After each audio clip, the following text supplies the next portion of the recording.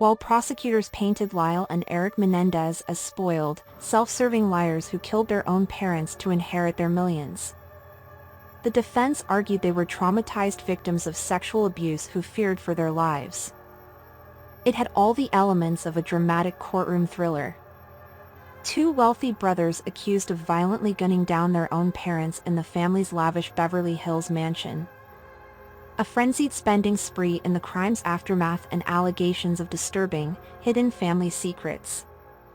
Adding to the appeal, for one of the first times, the sensational trial of Erik and Lyle Menendez all played out on television screens across America in real time, turning the heinous double murder into compelling fodder for entertainment. The Menendez trial probably had the effect, maybe good, maybe bad, of demonstrating that, even if you didn't have a celebrity, if the circumstances were dramatic enough, people will be captivated. Steve Brill, founder of Court TV, told Rolling Stone in 2017 of one of the network's biggest trials. "We've had lots of trials like that since, but that was really the one that proved that people would be interested in watching big trials." The trial and subsequent conviction of both brothers for the murders once again will take center stage in Peacock's docuseries Menendez plus Menudo. Boys Betrayed, which brings stunning new accusations to light that could have benefited the defense team. How did Jose and Kitty Menendez die? Lyle and Erik Menendez were just 21 and 18 years old, respectively, when they told police they came home from a movie on August 20, 1989 and discovered their parents. Successful business executive Jose Menendez and his wife Mary Louise Menendez, who went by Kitty, shot to death in the den of the family's Mediterranean-style mansion. "Someone killed my parents," a seemingly anguished Lyle wailed to a 911 operator. Jose was found bleeding profusely on the family's white couch with a shotgun blast to the side of the head while his wife was curled in a fetal position near his feet. She'd suffered several shotgun wounds to the knee and a damaging blast to the face. How were Erik and Lyle Menendez caught? The brothers insisted they discovered the bodies after returning home that night, but in the months that would follow, investigators were struck by their lavish shopping sprees. Spending their newfound inheritance on Rolex watches, a Porsche, clothing, private tennis lessons and a chicken wings restaurant. They were just spending, Detective Les Soller told. Furthering suspicion, police discovered that Erik had written a screenplay about a man who killed his parents to inherit $157 million. But it was Erik's recorded confession during a therapy session with Dr. Jerome Oziel that finally led to an arrest after Oziel's mistress, Judalon Smith, brought the recording to police. According to Court TV, why did Erik and Lyle Menendez kill their parents?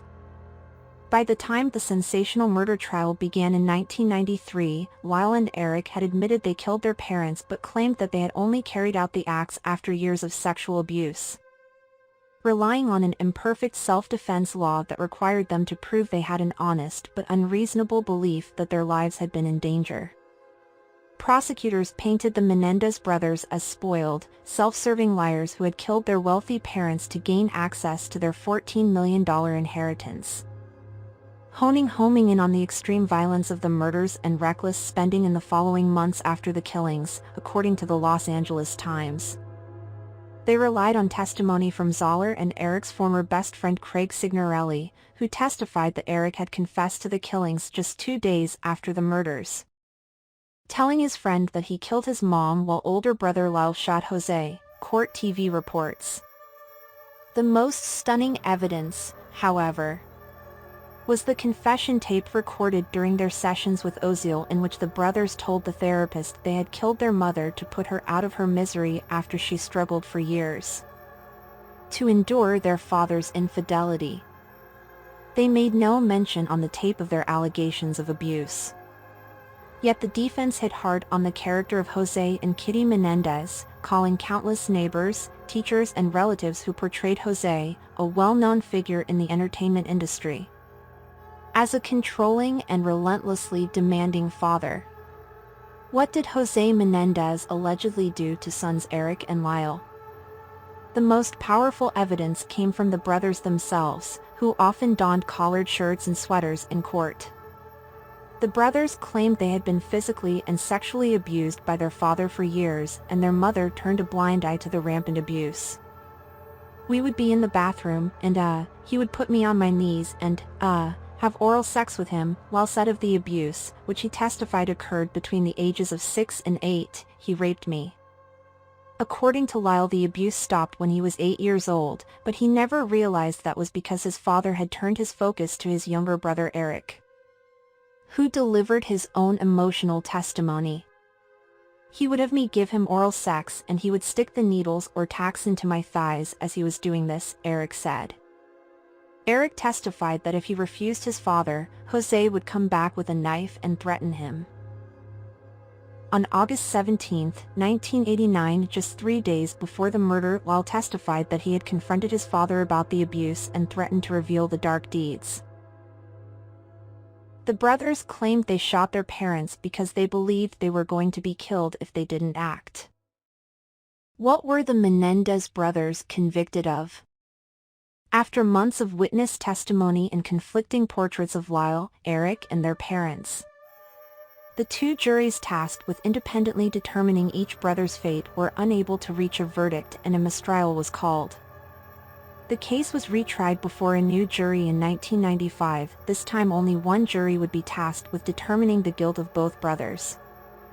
Unlike their first trial, no video cameras were allowed in the courtroom, and Judge Stanley Weisberg ruled the defense could not claim imperfect self-defense because of a lack of evidence to support the claim, CNN reported. Prosecutors again contended that the brothers decided to kill their parents after they realized they'd never live up to their father's expectations and wanted to gain access to the massive fortune he'd accrued. Lyle Menendez did not have the drive. He did not have the intellect. He did not have the motivation. And Erik Menendez was an even greater failure. He was weak. Erik Menendez was soft. He was described as a crybaby, prosecutor David Kahn told the jury. He called out their claims of abuse as the silliest, most ridiculous story ever told in a courtroom and referred to their confession and therapy as the smoking gun in the case, noting the brothers never alleged any abuse while talking with Oziel. This time around, Lyle never took the stand after letters were found suggesting he had encouraged people to lie on his behalf in the original trial. The judge also significantly reduced the amount of testimony that could be provided about the abuse allegations. Lyle and Erik Menendez were convicted of first-degree murder on March 20, 1996, and sentenced to life in prison without the possibility of parole.